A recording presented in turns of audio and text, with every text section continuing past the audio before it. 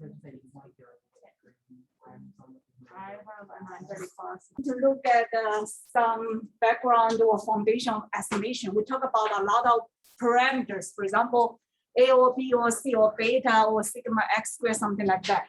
But how can we estimate those parameters? So how the software works. Okay, so we're gonna look at this estimation. Yeah, so previously we tried many, actually we used three methods trying to get the model implied or model based covariance matrix. So we have homework 1 and homework 2. Okay, today, first we're gonna go through homework 1. Okay. I will give you back the graded homework 1, and I will invite some students to come here to talk about his or her solutions. And if you have any question, if you get some points off, if you didn't get a full scores, and you can compare yours with their solutions and to see where's the mistake, how did I make mistake? And if you cannot understand, just pause her or him and just ask question. Okay. And then we're gonna continue the model parameter estimation. So homework 1, yeah, let me give you back the Jachi. Okay, thank you.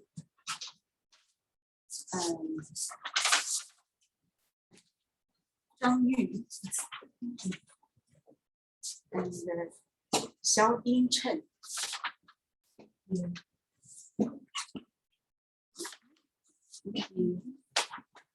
Drew Pearson, yes. And Brandon Smith, yes.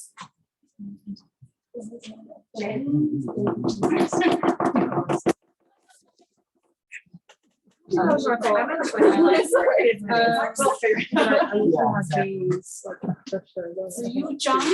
Yes. Right. I've already identified a couple of mistakes I did, so I'm fine with that.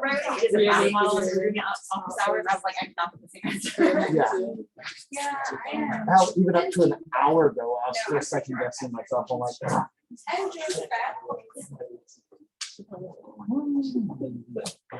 Thank you. And Selena? Yes. One and all. Yes. Thank you, ma'am. Okay. And I have one homework without a name. So who didn't get your homework? Without any name on this your homework one. So did you get your homework? Did you get your homework? Everyone got your homework?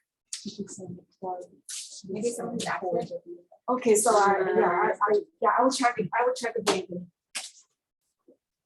Okay, so this is our homework 1. So we have 3 variables involved. We have W, we have X, we have Y. So the key point, as I mentioned before, the key point is write down the equations. So based on the relationship among these 3 variables, we clearly know that here from W to Y, from W to X, this is one regression model. So W gonna cause X, and we have coefficient A. So X is A times W plus, because there's a one arrow goes to X, but there's another arrow goes to X. So we have V, but the coefficient for V is 1, so we're gonna ignore 1, it's just V here. This is one equation for X. This is an independent variable. Here, this is a dependent variable. But we have another third variable here, Y. Y has 3 arrows goes to Y. Okay, so we have from X, we have arrow from W, we have arrow from E. So that means we have 3 components for Y. So Y, one component from X, the coefficient is B. Okay, B times X. The other components coming from W, the coefficient is W, CW. And the other component, the third component is coming from E, the coefficient is Y, plus 1 times E. This is our key equations to solve This is homework 1. And yeah, so most of you did a really good job. So we're gonna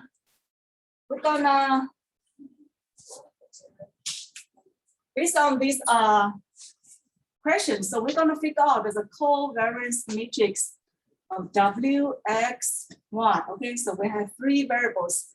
What is this is the variance of W. This one is given. W is given. And then we need to figure out the covariance between W and X. Suppose we have this order. So the direction is W here, X here, Y here, W here, X here, Y here. So this part is given. Dr. could you use blue? It's a little Oh, hard okay, to see. okay, Please, okay. Blue, in the window. okay. I'm just trying to see it up so when we see go to this watch one later. here. So we need to figure out the covariance between, Oh. it doesn't work. Yeah, it work. Sorry. Now your marker. You have what? Okay, let's try to. Yeah, thank you. Oh, okay. We learned that So- project. Yeah, we need to figure out. Good. Okay, the covariance between W and So you X. can see it. The covariance between W and Y, and the variance of X, and the covariance between X and Y, and the variance of X. Okay, so here actually the variance of X. You can use sigma Y squared. So we need to figure out these 5 components. Most of you did a really good job, and some of you didn't get 4 scores. Yeah. So you wouldn't do WW because that's considered a source. This Source, one is given. right? But Yeah. you would never do that because that is where everything originates from, Yes, correct? correct. It Everything. is the W is called the exogenous variation. Thank The you. variation coming from outside of the model. Yeah, I was trying to But remember all the of phrase. these, yeah, these components can be derived. These components can be derived from this model. That's why it's called the model-based. Okay. So we're gonna go through homework 1. So I want to ask some students come here. Let's see.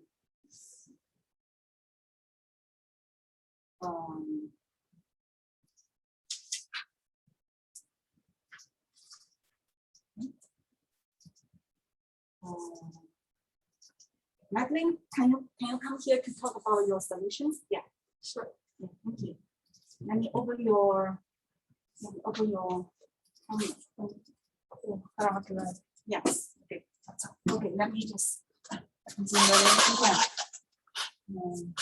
If you make it larger. Yeah. Even larger. Yes. Good. Okay. Can you all read that? Okay. So.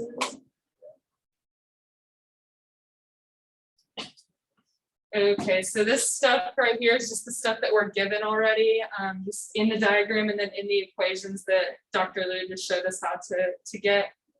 And so then the matrix that she just drew too. So these are what we need to fill in. This is what we're trying to find.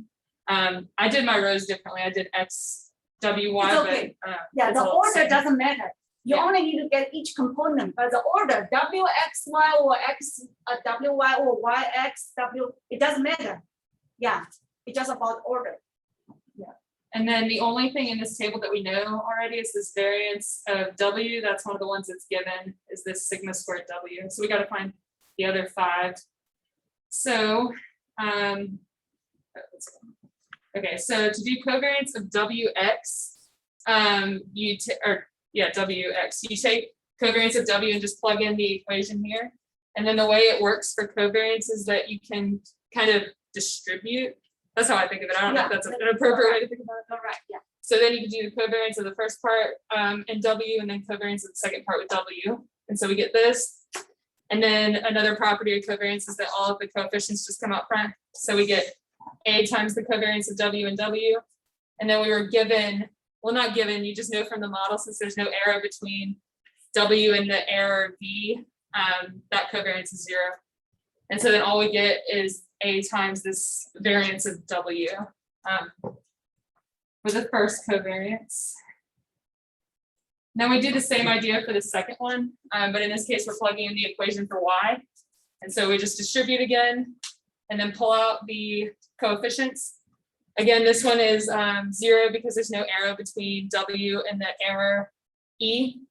And so then we're just looking at this variance of W again. And then we're looking at this covariance of W and X, which we weren't given, but we just found it up here. So we take this and plug it in here and then just simplify it, combine like terms. Good job. So let me say something further about this. Some students just stop here.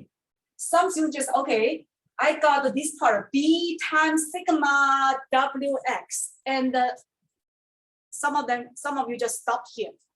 This is not the end of the story. So you have to get the final solution. So you should look at this part. Actually, you have already got this part. And that's the first step. A times sigma W squared. You need to replace this term with this final answer. And then finally you got this the final form. You cannot just stop here. B times sigma WX and add something. That's not the full answer. Okay, yeah. Yeah, so it ends up in things that we already have, like information we already have, like the A, B, C, and then the sigma. We don't have any other information. So everything's going to be in terms of what's given in the diagram. So then this one was one of the more complicated ones to do because the covariance of X and Y, we have to plug in both equations. And so then you just have to be really careful to make sure you distribute both parts. So the AW needs to go with all three parts for the Y equation, and then the V needs to go with all three parts of the Y equation. So you end up with 6 terms. And then you do the same thing of finding out which ones are 0, like this covariance goes to 0, this covariance goes to 0, 0, 0. Oh wait, is that one? No, this one doesn't go to 0, sorry. That one becomes this. So because this ended up with a V and X, you have to plug in the X equation again. And that's what happens here. So then you need to distribute the V to the AW and the V to the V. And then again, it's just being careful to combine the right like terms and take out the coefficients. And then you'll end up with this one here that has a sigma W squared term and a sigma V squared term. But it's just tricky with a couple different substitutions and distributions. A lot of steps in that one. Great job. Yeah, can I say something? Yeah, definitely, please. So that is her solution. It's absolutely beautiful.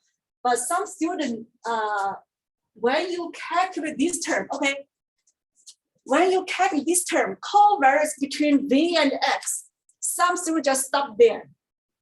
Again, that's not the final answer. So you should continue this part. What is covariance between V and X? X, here, X, we have an equation. X is a combination of W and V. So you should use this equation to further decompose the covariance between V and X. X is, just like Madeline showed here. So X is A W plus V. So there's a V and V, and the W and V are independent. You can cancel these two parts, but you have to get this part. So finally, you have the sigma V squared. Yes, sigma V squared. So this equation should be applied to this step. Okay. So, and again, some students didn't get the final answer for this part. So covariance between W and X, you should replace this term with the previous result. Okay, yeah. Thank you. So the next one is easier compared to that previous one. So we have covariance of X and X, so we just plug in X for both of them and for both parts of the same equation, and then you just distribute. So we get 4 terms. We end up with the variance of W, the covariance of W and V, which is 0, and the variance of V. And so we just end up with just the 1A squared, the variance of times the variance of W plus the variance of V for that one. And then this one, it has, oh boy. I didn't know you could go sideways on a map. Just anyway. Okay, so then the covariance of y and y is another longer one that ends up with 9 terms because you have to take the equation for y and make sure you distribute each one to each part. So we have all of these here. Again, a lot of those will end up going to 0. Like this one goes to 0, that goes to 0, that one goes to 0. Instead of just making sure to be careful to combine terms and plug in ones from before, like we were talking about, like this x and w term, we got that at the beginning. Actually, that's the only one that you need to, oh no, and you have x and x. You can plug that in from the previous step. And then you end up with this much longer term at the bottom. And then, oh my goodness. And so then I just listed them all and plugged them into the matrix. So if you did w, x, y, then this row will just be these rows will switch roughly, actually, and then it'd be a little different, but it has all the same values. Yeah. And it's a symmetric matrix. You only had to find the 5 values and plug them in a couple of places. Thank you. Thank you. Thank you. That's a very normal way to solve that. Actually, there are some other solutions. Okay, so this is good. Okay, this is very beautiful. And let me invite another student. Yichen, could you please come here? Oh, yeah. I see my name up there. Don't ask me. I'm not confident. I stumbled my way through my homework. Okay. That's not my assignment. Oh, you jumped. Not that Oh.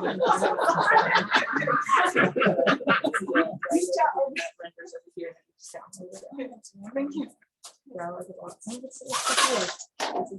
But thank you. You also got a 10. Yeah, thank you. I will invite you next time. Yeah, yeah. So this is my assignment. For the first one, I do the covariance of the W and X. And I was I want to focus on this first step. I think you did a really good job on the first step. Yeah, here. Yeah, can you explain this part? Yeah. Sure. I just plug it in as the X into there. So X is equal to AW plus V.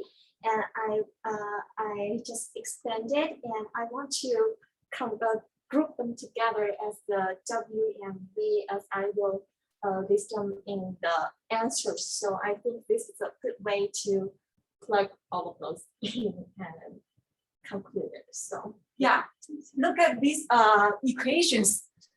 We just showed this one, but X is not the exogenous variables.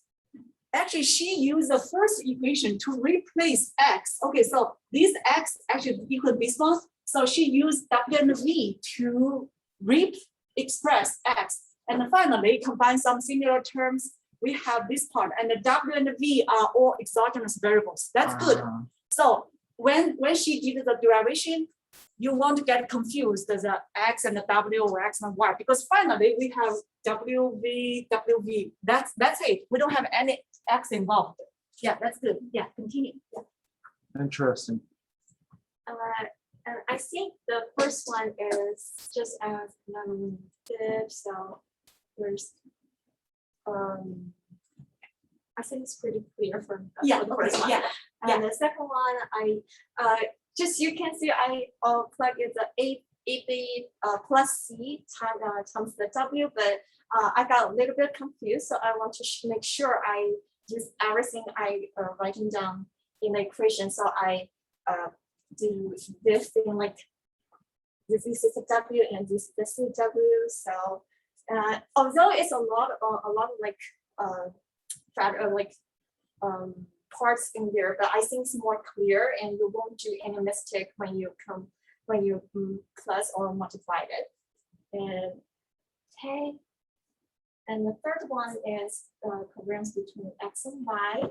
You can see I literally listed everything in the equation, and there's a 2, 3, 4, 5, 6, 7, 8 part. And just like this is the little note I make to make sure I didn't edit wrong part and make it more clear when you do the calculation. It writes at the A for B, there's W, AC, like this one. So, and I also make them together to make the answer more beautiful. And for the co-occurrence, X and X, I did this one again with the same thing with manually. And the last one with the occurrence between Y and Y. As you can see, I plug the like AB plus C times the W and everything multiplied and combined together. And to write the answer over there, still using the limit no equal to 0 to make the equation more clear, and you can add to make sure your answers does not come from the wrong point. So, yeah. Any questions?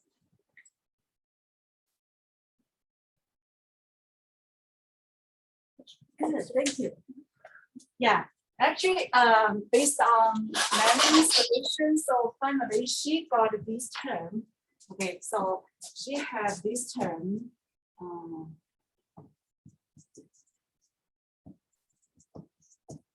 And sum them as this term. When you look at this clearly, okay, this is just AB plus C squared. It is the same thing. Okay, you can use this form or you can use some. These are exactly the same. If you expand this part, it's just this polynomial over here. Okay, so yeah, I showed you different ways to get the final answers, and all of you, yeah, most of you did a really good job. Congratulations. Okay, some of you still good. Okay, there's some tiny mistakes, but that's okay. Okay. Okay. So that's for homework 1. Homework 1.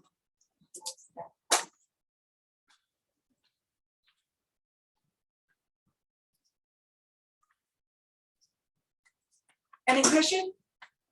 And of course, after we talk about the estimation, after we have our lab, we will go back to this model again. It's called a mediation model. It's very famous. So we're gonna use software to further calculate the mediation related research topics.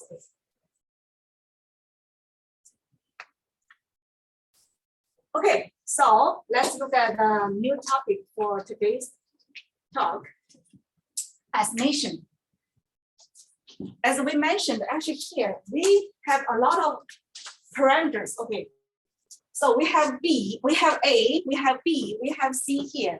We also have some variance or covariance related here. So we need to figure out what are those detailed estimates. What are these numbers? Okay, so we have some actual collected data, W, X1, and how to estimate those parameters.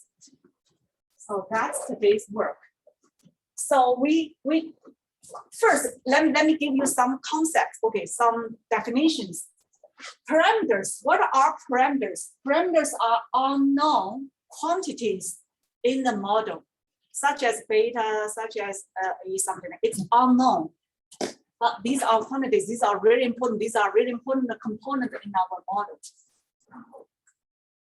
For example, in regression coefficient beta x, we have variance, some covariance. And if we just put all these unknown quantities together, we have a vector. We call that a theta vector. Theta is a vector include a lot of unknown quantities, parameters together. It's a vector. So we use theta to show as a parameter vector. And previously we have different methods. Okay, we use a different methods to get the model-based covariance matrix, capital sigma here. Actually, capital sigma is a function of different parameters.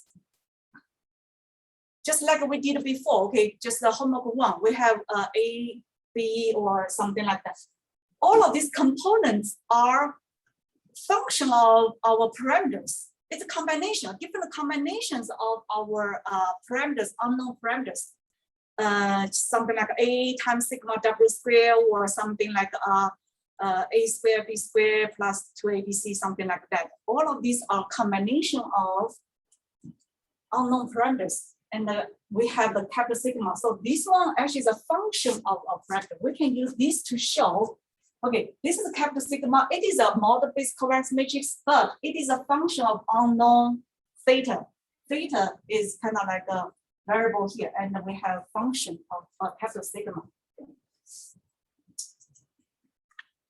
This is a review. So suppose the mean of SEM is 0, then we have 3 equations to show SEM model. Okay, so we don't have any intercept, so we don't have the tau x.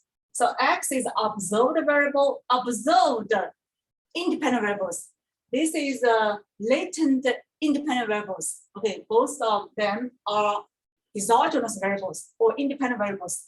And of course, we have the lambda x. Actually, this is a loading matrix. It's a matrix. This is a vector, this is vector, this is vector, this is a matrix. Okay, it's loading. Tell us the relationship between the observed x and the latent c. Also, for the dependent variable part, y part, we have observed y, we have latent dependent variable, and we have matrix to show the relationship between the observed y and the latent eta here. Okay, and we have epsilon here. And we have structural model to tell us the relationship among latent variables. So eta here is a beta times eta. Eta, of course, is a vector, and plus the gamma times the c plus zeta. So we have the structural model, which indicates the relationship among the eta and the c, and of course, we have some residual part. If we use, this is called the V0 model. If we use a Bandler-Weeks model, we don't need to write out 3 equations. We only need to write out 1. Okay, so we have eta, beta is a matrix, and eta, and the gamma is a matrix, and the c and the epsilon. And the eta here could be observed, could be latent. It just combined x and eta together. I don't have the measurement model in this SEM expression. And the c here, it could be observed, it could be latent. Again, I don't do the distinguish between the observed and latent independent variable part. So that is a very short equation. Okay, for SEM, it's called Bandler-Weeks model. Okay, so suppose we use this equation, but this equation here. And this equation, suppose it's the same. Here, I use another notation because these notations follow the notation in our textbook. Okay, but here it's the same, the beta matrix. Here I use capital, it's the same. Okay, this is a gamma. And here we use 1.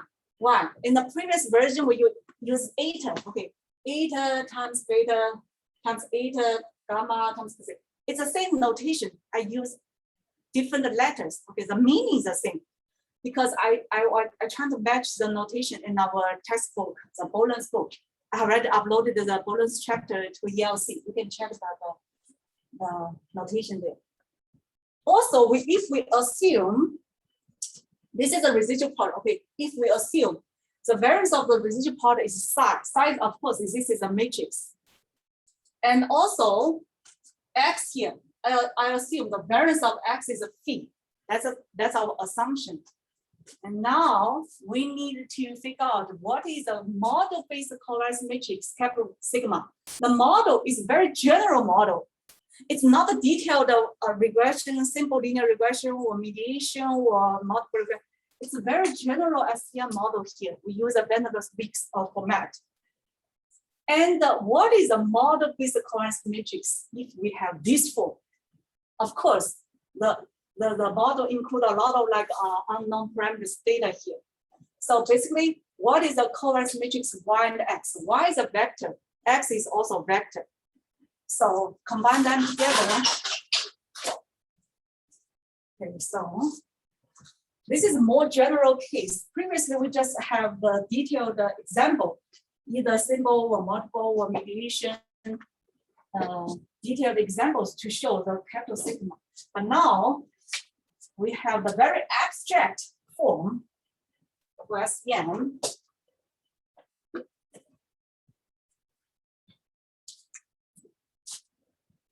So y here is a vector. Okay, so y here actually, that's why I use bold. Bold means either vector or matrix. Okay, now the capital Y here actually is it can include the y1, y2, y3 to y5. Yeah, it depends on your model. It can be very long. It's a dependent variable here. X is also a vector. Okay, X is also bolded. So we have x1, x2, x3, x4. It depends on your model. It also could be very long.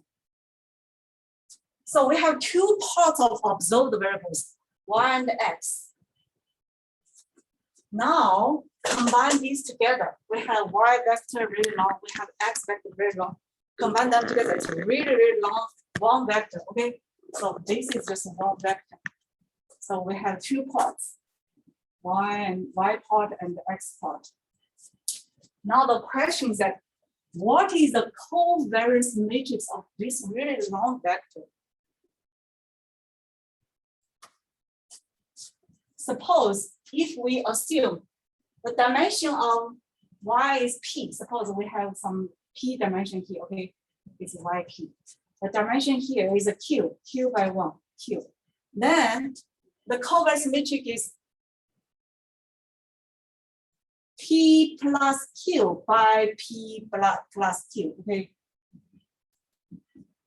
That is the dimension of this matrix. So we have very long Y here, and we have X here. This is our Y, this is our X, this is Y, we have X here. So that is a capital sigma theta, theta. This is our covariance model-based covariance matrix. The model is here. Now we need to figure out what is the variance of y. Again, this part is a matrix because y here is a vector. This is a matrix. What is the covariance between x and y? Okay, covariance between x and y. Again, this is a matrix because both x and y are vectors. So this is a matrix. Here, what is the covariance between y and x or x and y? It doesn't matter.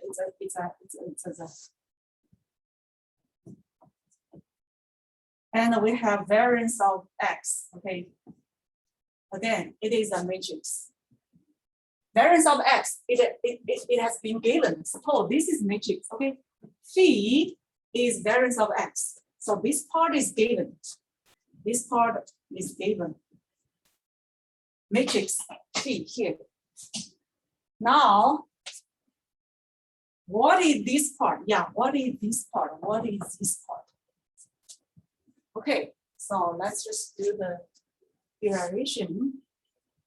Okay, so today's class might be very abstract to some of you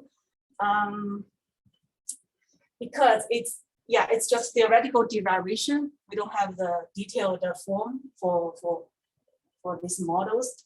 So just based on the algebra, matrix algebra. Okay, so let's look at this equation first. Okay, y equals beta times y. Of course, all of these are vector matrix. Okay, and then we have matrix, we have vector, and we have vector here. So actually, this part can be transformed a little bit. We can transform this y like this. Okay, this is y. We can assume that this is identity matrix minus beta, and times the y equals the gamma times x plus c. Okay, this is just a little bit transformation. We combine the matrix together, combine the y terms together. And then, of course, we assume that all the solutions exist. So there's no singular matrix. So we times the inverse of this part at both sides. So we have the inverse times the left side and the inverse of this times the right side. So if the inverse exists, if this non-singular matrix, we assume that it's doable, then we have this part. But look at this part. Okay, so we have inverse times the original matrix. It becomes identity matrix. So this part just, it's gone. Then we have the, It's gone because it cancels itself out. yeah, inverse times of the matrix itself, it's identity matrix. Right. Okay. So we have this part left. Now we're gonna use this part to calculate the variance of y. Okay, this is a y. So what is a covariance matrix? Actually, covariance matrix of this vector. Okay, so everything coming from the covariance matrix rule or covariance rules. Okay, so this is kind of like a constant. Okay, so we have the matrix term here. So the covariance of y equals let me erase part of that so to make some space.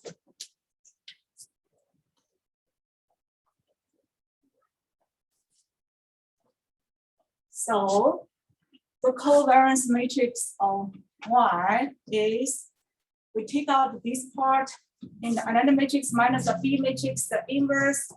Then we need to calculate the covariance matrix of the gamma times x plus c, and then times the transpose of this part. Okay, all of these are based on the rule of the covariance calculation. And next part, we need to figure out this part. Okay, covariance of gamma matrix times x plus c.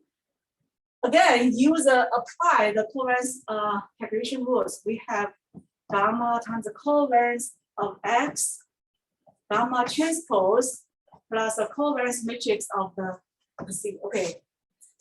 And of course, you need to copy this part. Okay, you need to copy this part here. This is very similar to the equation we used in part 2 of homework 2 last night. Yeah, okay. And then apply the given information, the variance of C here, this part covariance matrix, okay, is a psi matrix. The covariance matrix or the variance matrix of the x vector is phi here. So apply all of this given information. Finally, we have the identity matrix minus B inverse times the tau matrix, copy the tau matrix and the phi here, and I'm sorry, gamma, the gamma in transpose and plus psi here, and then copy this part. Okay, identity matrix minus B inverse transpose. Okay, finally, this form is a covariance of y. Okay, so we needed to figure out this element, this part is given, this part is, so we just got this part. This is a yx, covariance matrix of y. So that's it, okay? And all of these are shown in our textbook. Okay, you can just go back to check the detailed form on this covariance matrix of y. Then how about the covariance between x and y? Okay, so we have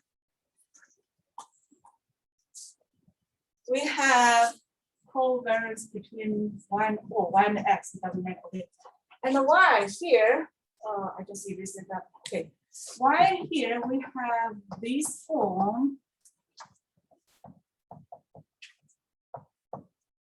And the x is here, okay? So we're trying to get the covariance between these two parts. Again, using the covariance calculation rules, we have identity matrix minus B inverse. And here we have two parts, okay? X and gamma times x plus c. So we have gamma times variance of x, okay? Because here we have x and x, it becomes the variance of x. And the c and x, we assume that these two are independent. The residual part and the independent variable parts are independent. So we don't have any covariance between them. So the next part is 0. So finally, we have this form.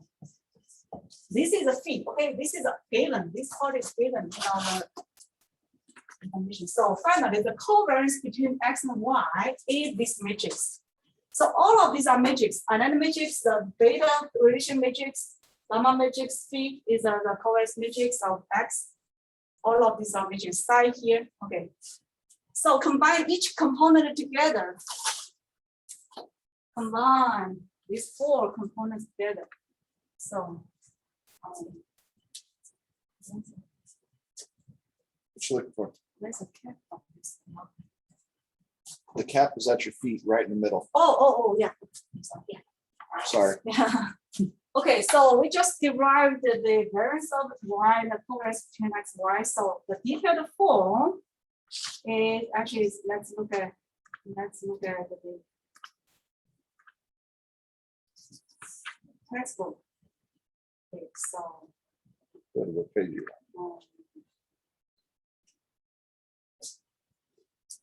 Wow, you're way up there. where is it?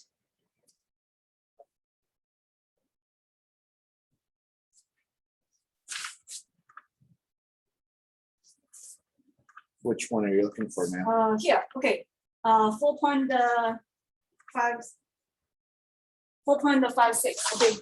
So this is a covariance model-based covariance matrix of SEM. So this form is a very general formula. Starting from this general formula, you can actually get the very, very specific form if you have very specific model. Okay. So another matrix minus the B matrix the inverse and the gamma matrix the phi and the transpose of the gamma matrix plus psi. This is the variance of the residual part. This is the covariance matrix of the X part, independent variable part, and also times the transpose of the first one here. That is the covariance of Y part. And this is the variance of X part. Okay, this part is given.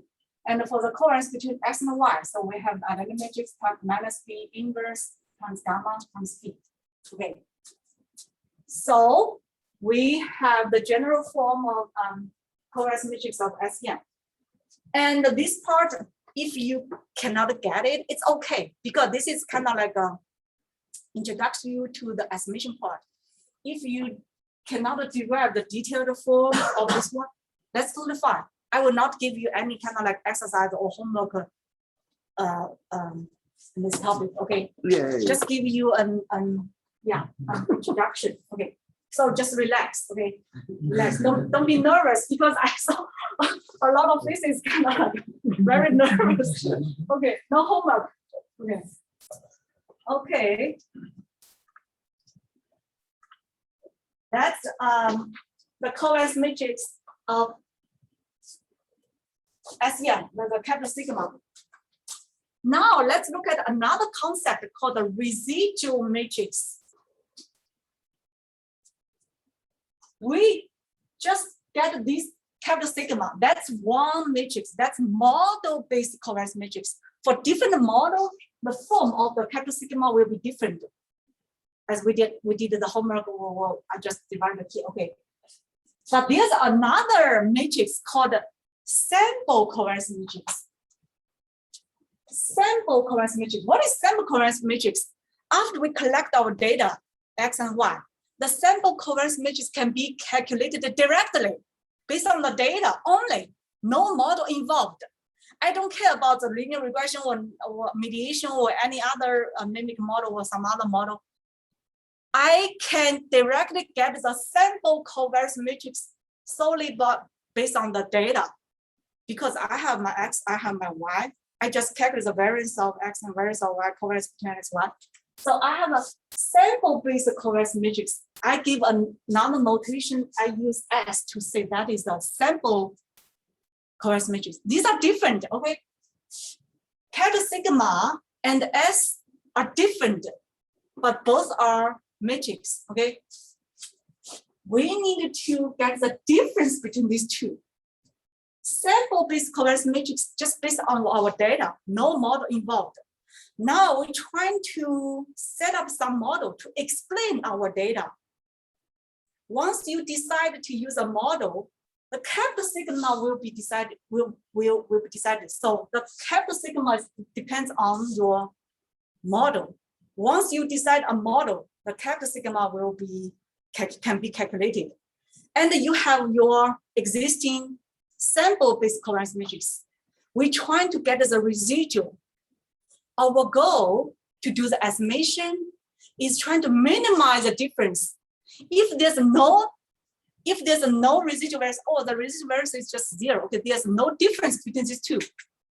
Then we can see that the model perfectly explains the data we collected. That's good.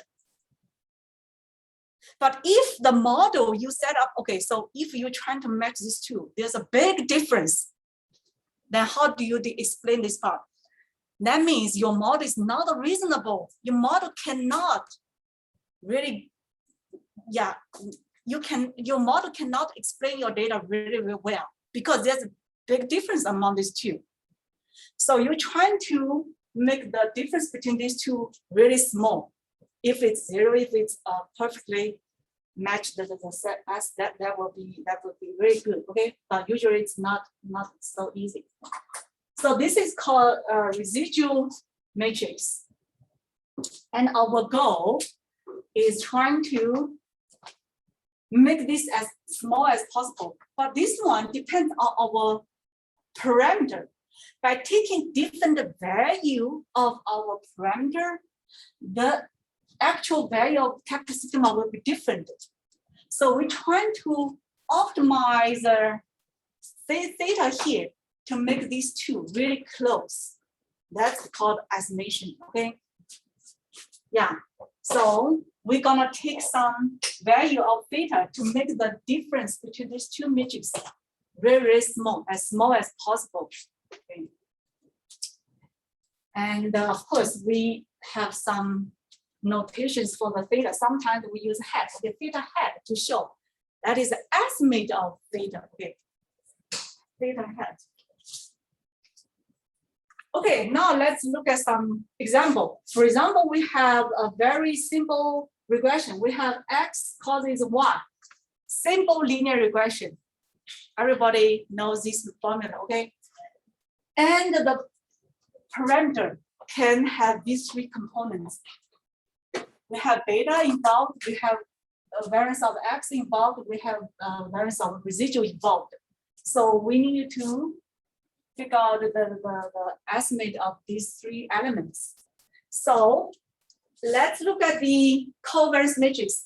Once we decided to use this model, we can derive the model-based covariance matrix like this. We did this a lot of times, okay? We calculated the covariance matrix maybe 4 times or at least 3 times, okay? We have sigma x squared, beta, sigma e squared included. By taking different value of these 3 elements, we may have different covariance matrix capital sigma. All of this depends on the size or the value of these parameters. Okay, so let's see. Suppose I have a data set. I collected the data.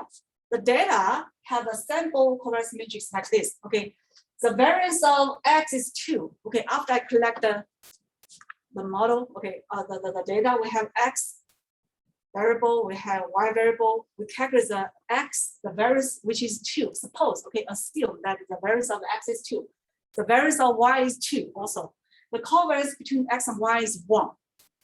Now, I'm gonna use this model to explain the data I collected, and then to see what's the difference between these 2 equations, so the 2 matrices. Okay. Suppose I have these values for these 3 parameters. Suppose the beta is 0. Okay, this is our assumption.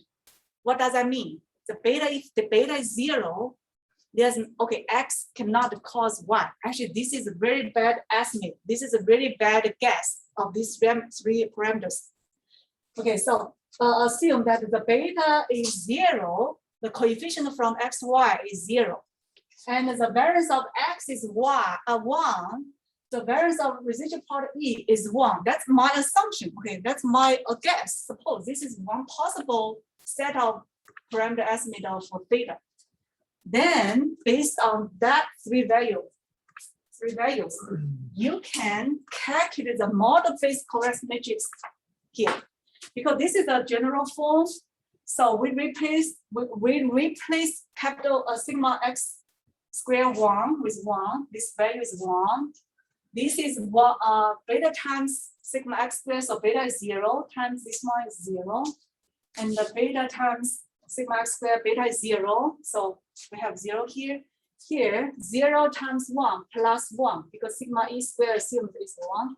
So we have 1. So based on this set of estimates, we have the model covariance matrix like this. Okay, 1, 1, 0, 0. Yeah, question. You said this was a bad estimate, but wouldn't this almost be a null and like support your null hypothesis? X does not cause Y. That's a good question. Okay, I assume X causes Y, but I use this set of value As a to null. replace those Right. elements. That's obviously that's not good estimate. Okay. I'm gonna show you how bad it is. Okay. Yeah. Sorry. So finally, we have this matrix, right? And previously we have the sample matrix like this. So the difference, what's the difference between these two? The difference is, okay, this is a sample, it's already given, it's fixed. After you collect your data, this one is fixed. You cannot change this part. You can only change this part. So this part is obtained by using these three values. So finally, we have this residual matrix, 1, 1, 1, 1. That's one possible outcome for the residual matrix, right?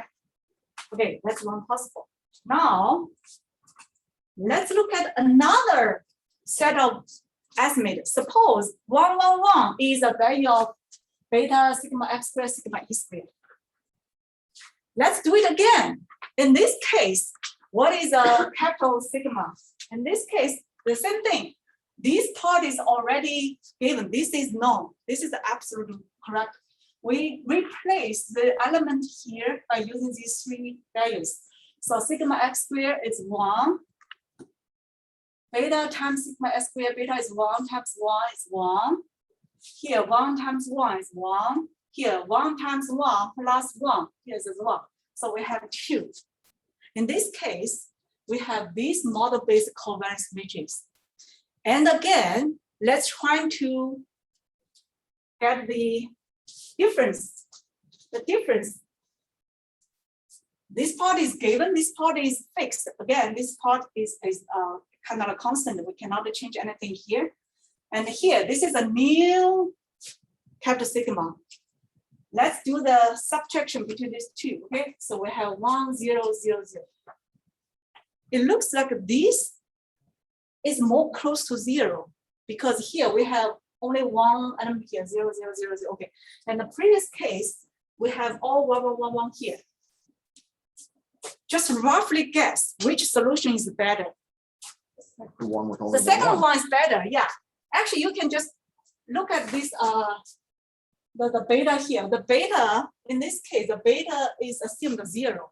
That means X cannot cause Y. There's no relationship between X and Y. That's not a reasonable assumption because in your model, you assume that X gonna causes Y. But here you assume the beta is 0. So it's kind of like a contradiction with themselves. But if here we assume this, we change the beta from 0 to 1, this part becomes the same. Okay, this is the same covariance or no variance part. Then the results actually dramatically improved. So now we have 1 here, 0, 0, 0 here. Okay, you're good. Okay, roughly guess that this solution is much better than the previous one. But again, that's our guess. How to quantify this residual matrix? How to clearly know, okay, is this one better or the previous one better? There's a function called a description function to quantify the residual, okay?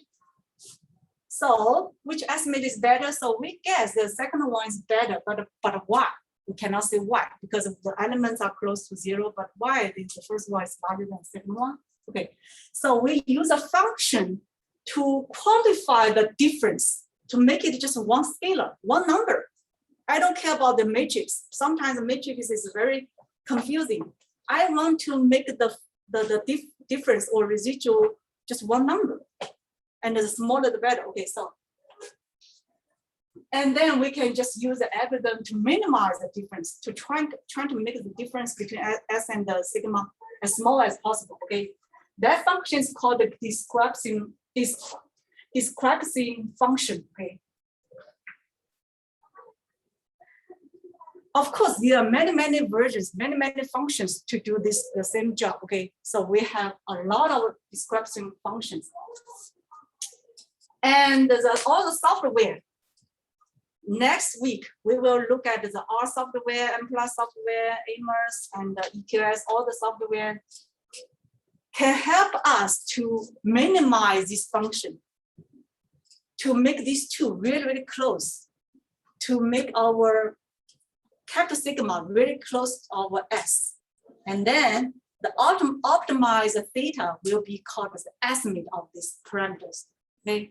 Of course, the computer will do a lot of iterations to try to make this as small as possible. Yeah, question? Yeah, just really quick. So the assumption that the second one was better than the first one is because there's no zeros. Is like we want to get more to zero, right? Yeah. So if we just look at these 4 components, 4 elements, the zero, the smaller is better. Okay. So 0 actually seems closer to the sample-based covariance matrix. So it seems better, but how good, we don't know. So that's why we introduce a function to quantify the difference. Yeah, okay, good, okay. That's a logic, clear? That's a logic of doing the estimation, okay. So how to use those description functions? This one is a very famous one. This is the most popular one. This is the most famous one, okay, in SEM. It's called the maximum likelihood FML. Okay, so we have function, description function based on the maximum likelihood estimation method. Okay, what is that form? That's it. This is a function trying to connect the capital sigma and the S. Okay, we have log function. Here we have determinant model-based covariance matrix plus trace. We know the trace operator in matrix part. Okay, trace of what? Of product of 2 matrices. The first one is a sample-based covariance matrix. The second one is the inverse of the model-based covariance matrix. Okay, this is the inverse of the capital sigma model-based covariance matrix. This is a sample-based covariance. That is a product, and then get 1 matrix, get the choice. Okay, minus the log function of the determinant of a sample-based covariance matrix, as here, minus P plus Q. What is P? What is Q? Okay, P is the dimension of what? Okay, suppose here we have, oh, I already erased that part. We have very long Y. Okay, the dimension of Y, how many variables included in Y is P. The P could be very big, okay? And what Q is a dimension of X. Also, we have a lot of independent variables. How many independent variables? That is Q. Okay, P plus Q. That's it. This is the function. Our goal is trying to minimize this function, minimize this FML. And finally, the solution. After you do the minimize, the solution of theta is our estimate. Okay, so yeah, so this is further explanation of this equation. The capital sigma here is a model-based covariance matrix. S is a sample covariance matrix, and 2 bars is determinant of our matrix trace. This is the trace, and the log is a log function. Okay, and also we have a detailed explanation. Now, if we have time, we can look at the appendix for this part. Okay, why do we have use it? We have to use this function as our FML. Okay, that's it. And then look at some properties of this function. I just copied this function again. Okay, copy it again. This is the most popular function, description function in SEM. Okay. So if the capital sigma and S is the same. This is a perfect case. This is a perfect case when these two matrices are exactly the same. The capital sigma and the S is the same. Then what's the story? Let's see. Okay, so if S and we can just do some very simple calculation here. Okay.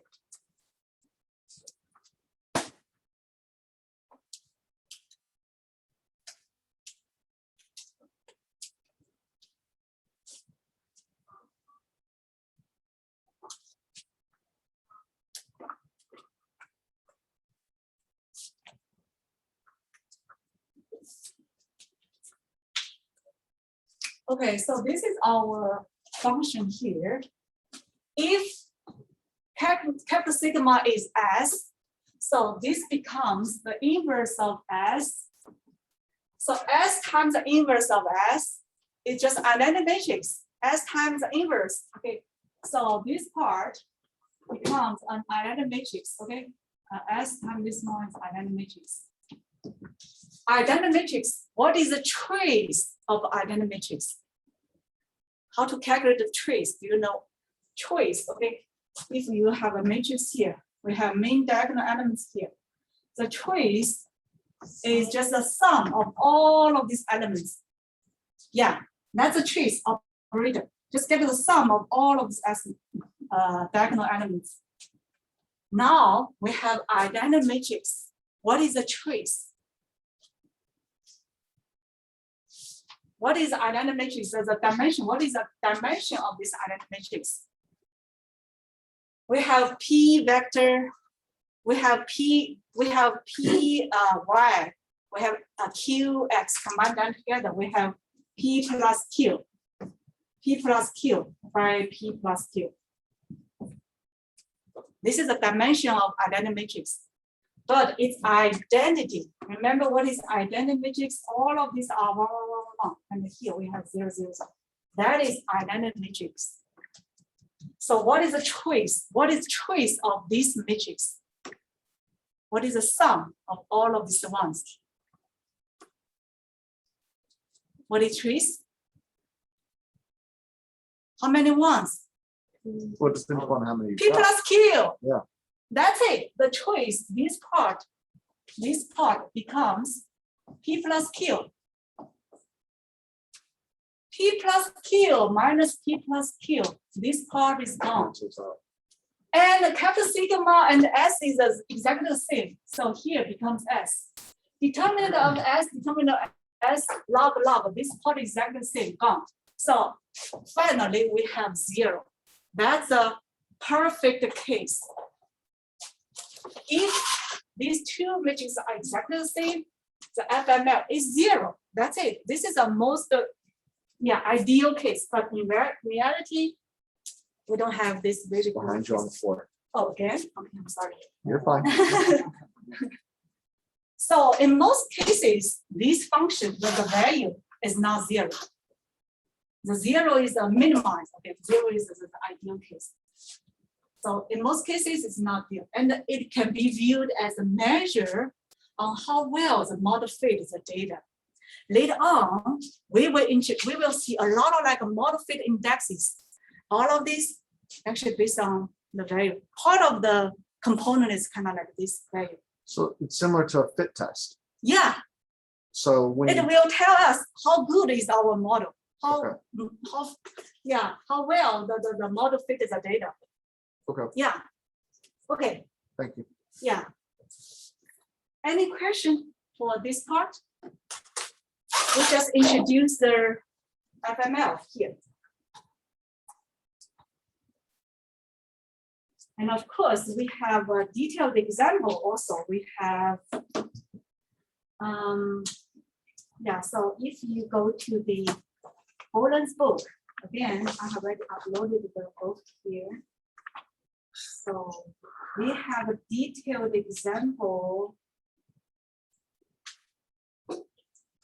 here. Okay, suppose we have very simple model. Y is X plus C. That's it. The beta here is fixed at 1. We don't have any beta parameter here. So this is our model. If we have this model, then how to get the FML? So because the derivation is so, yes, there are a lot of like a matrix. So I just want to show you the textbook. Okay. So let's see.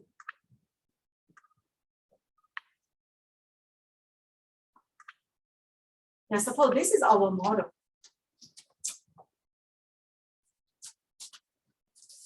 And then based on the f function here, how to get this f function based on this model. So in order to get FML, you have to get the capital sigma. Okay, you have to know the capital sigma. You have to know the S part and the P and the Q. P and the Q. In this case, we only have one P, one Q, one Y, one X. That's a very simple case. The P plus Q is 2. Okay, in this case, a very simple case. P plus Q is 2. So what is covariance matrix? The model-based covariance matrix. If we have Y equals X plus C. Actually, this part is given here. Yeah, this part is given here. Of course, we assume the variance of the X is phi 1 here. The variance of the C is psi 1. So we can have the model-based covariance matrix. We can also derive it by ourselves. Of course, the notations in this textbook is a little bit different than the notation in our slides, but the meaning is the same.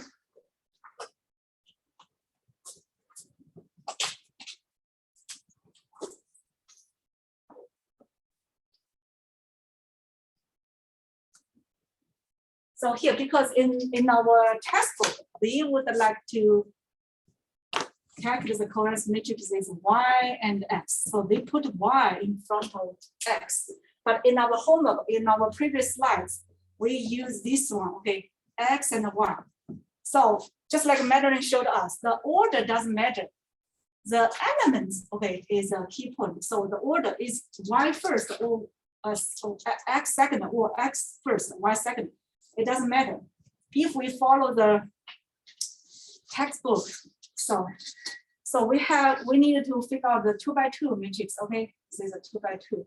So this part is a covariance of variance part of Y. Variance part of Y based on the previous calculation here. Actually, this part is, let me make it bigger.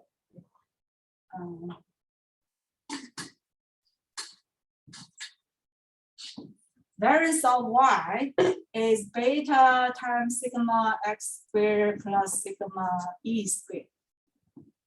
And the covariance between X and Y is beta times X squared.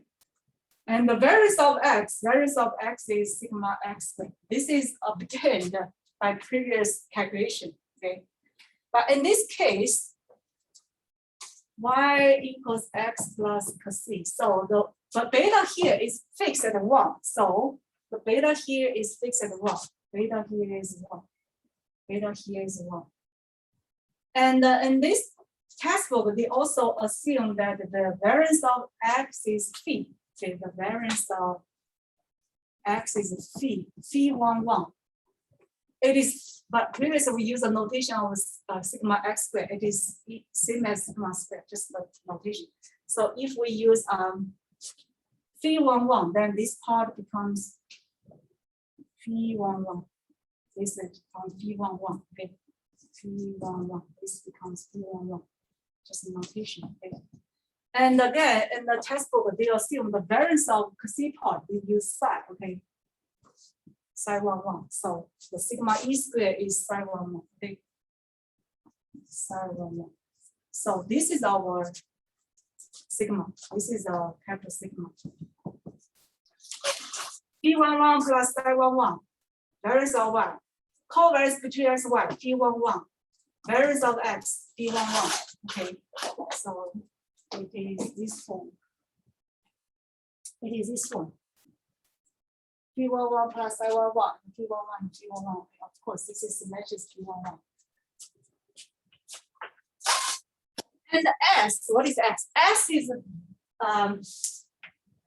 is a sample-based correct matrix. So if you know the value of X, I'm sorry, the Y, you can directly calculate the variance of Y based on your data. You can directly calculate the covariance between X and Y, okay? Calculate the variance of X. Those are fixed for given data set, okay? So this is your S. So this is your model-based correction. Then the rest part, just do the calculation. Okay, just do the calculation. Follow this formula. So the determinant of this form. Okay, so just do the calculation. So determinant. What is the determinant of this form? It's 2 by 2. Okay, this term. So P11 plus psi11 times P11 minus P11 squared. Okay, times P11. So you have two terms. So this term will just disappear. Okay, so you have this term left. So you have psi11 times P11. This is your determinant. Okay, determinant. So just replace, just calculate. Do the calculation. It's very simple. Just basic algebra. So calculate this term, take a log, and also you have your S, you have your capital sigma. That is the inverse of this one. Okay, inverse, determinant, reciprocal, and change the rotation of these two, put a -2, and then calculate the product of these two, that is a trace, and also log of the determinant of this one, and the -p plus. Just follow the formula. Finally, you will have this form. Okay, this is your final form. You can verify if you have time, if you are interested in this part. So the FML for the really simple case, the model here is log, okay, log this term. This is a determinant of capital sigma, log the determinant of capital sigma, and the trace from the product of the two matrices. So after recalculation, that's it. This is the part, and also we have the P11 inverse plus times the variance of X minus the log. This is the determinant of the S. Okay, this is a determinant of the S matrix and the log, and the -2 because P plus Q is 2. Okay, this part is a trace of the S times the inverse of capital sigma. And then our goal is to minimize this FML with respect to P11 and psi11. How to minimize? Get the first derivative of this function with respect to P11. So finally, you have this one. So just get the first derivative. Okay, use log, use some rules, train rules or other determinant rules. Okay. And finally, you have this form. And also get the first derivative of f with respect to psi11. Again, you have this form. And make these two equations 0 and solve these two equations. And finally, you have the solution. Yeah, setting these two 0 and solve P11 and psi11. So you have the final solution like this. Okay, P11 is variance of X1. Okay, psi11 is variance of Y minus the 2 times the covariance between these two plus variance of X. So if you have this psi11 and P11, then you have the good FML estimate. So these two are estimates of your parameters, P and psi, based on this really simple model. Okay. That's the explanation of the FML and the estimate based on FML. That's a procedure. Okay. Get FML first. And then get the first derivative with these two parameters. And then make them 0. And then solve these two equations. Finally, you have these two equations. That's your solution. Okay, that's your solution. Also, if you want to minimize, you have to make the second derivative positive or negative. Positive. You can also try the second derivative. Okay. This is the second derivative, partial derivative with these two. It's a matrix. Okay. You have to make sure the matrix is positive definite. Then you get the D1 minus I11. Okay, so what I explained here is the logic to estimate a parameter for a simple model, y equals x plus c. You have to do this procedure. For any more complicated model, the software will help us to do this procedure, but the logic is the same. But they just faster than us, so they are more powerful. So what do we obtain here? what we obtained from the software is just do the same procedure, but of course different model. Yeah. But we have to know how it works so we can plug it in right. Yeah. Okay, so that's a story. Let me see. So we just finished the slides here. We can have we finished the example here. Let's see.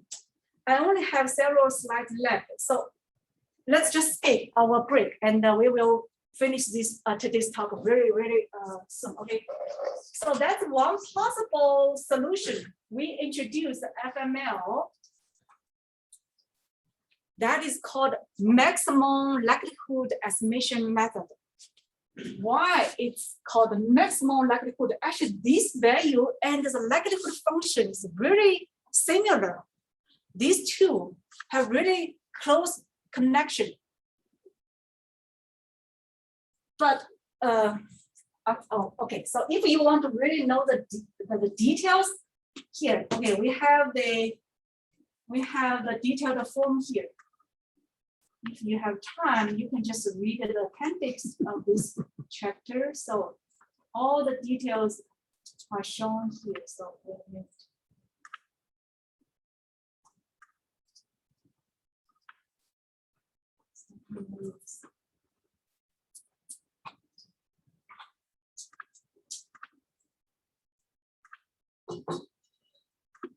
Here, we start from the likelihood. Okay, so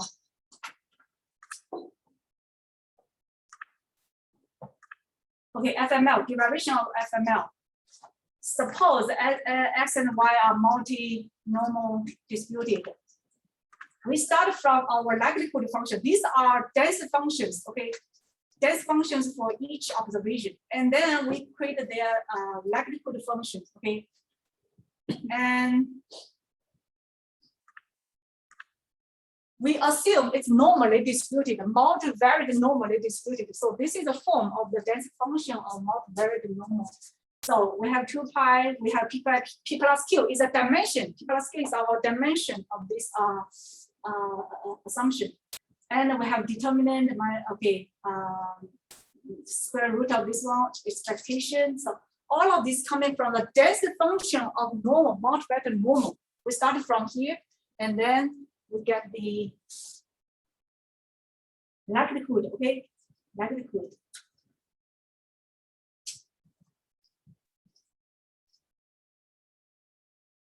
And we take a log, okay, based on this likelihood, we take a log function. So starting from here to here, you can see that, okay, the power, the power becomes here and the log of the 2 pi. And also we take these two, okay.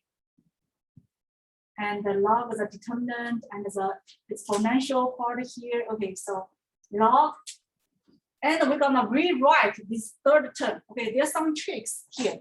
So we're gonna rewrite this term because based on some matrix calculation rules, for example, trace or something like that, we change the order of these two, and we also get this one.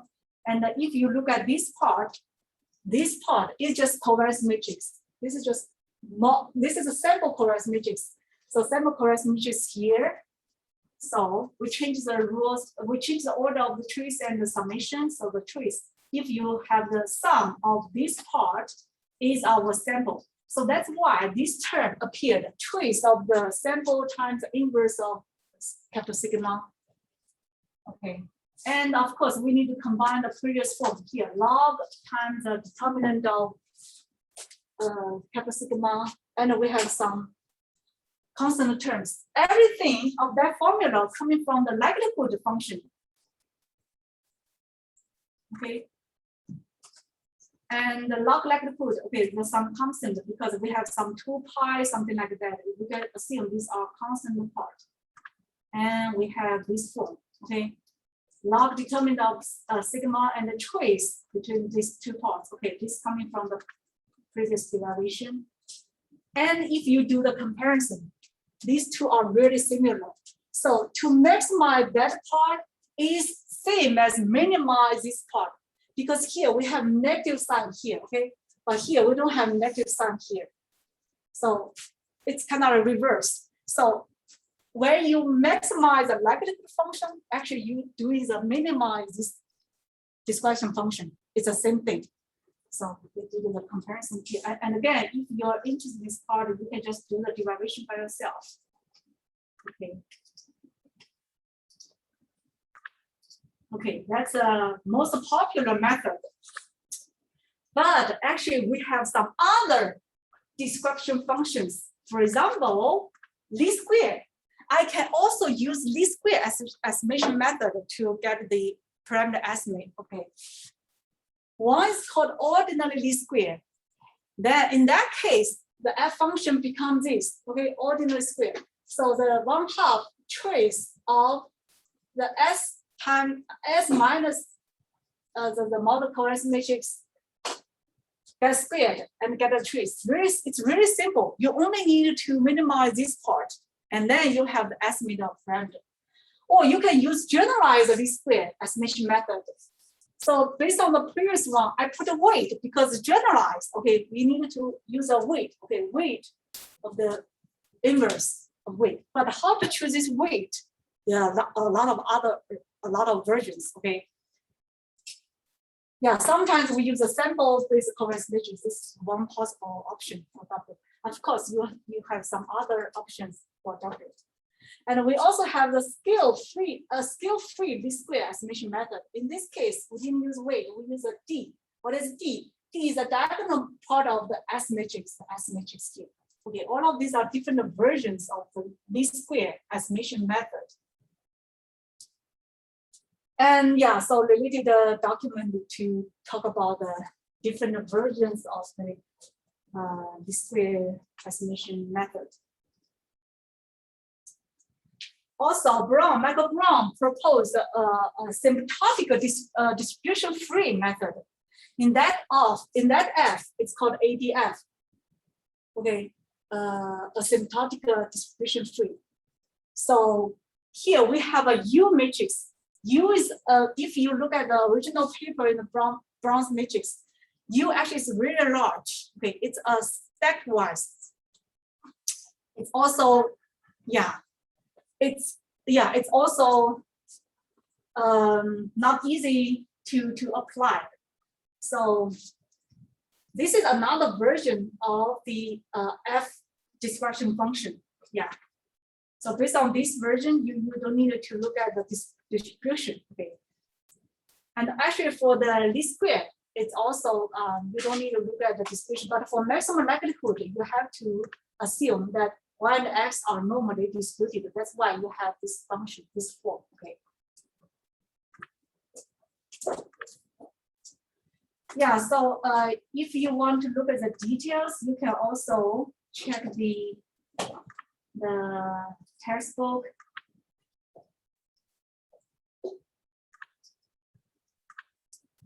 It gives you the detailed versions of the different versions. Yeah, here, okay. This is called unweighted least square. Okay, unweighted least square. That's it. Okay. And we have, and also for the example of simple linear regression, I assume the beta is 1.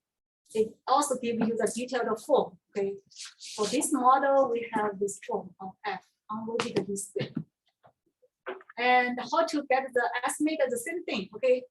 Because we're trying to minimize this function, trying to minimize this part. Again, you need to get the first derivative with respect to these two and then make them 0. and get the solution. Okay, these are the two solutions.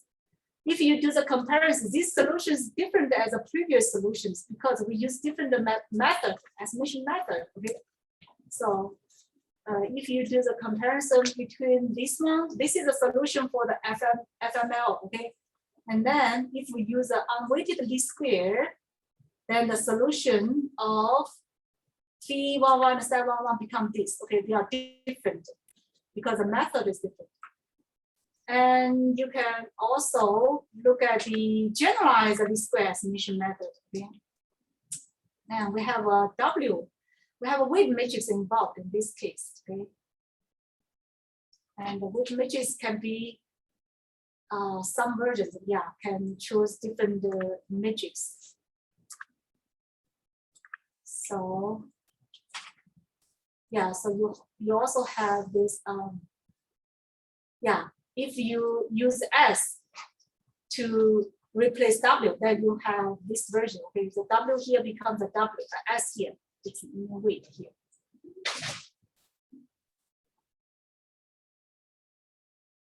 And we have some other estimators. Okay, we have some other estimators.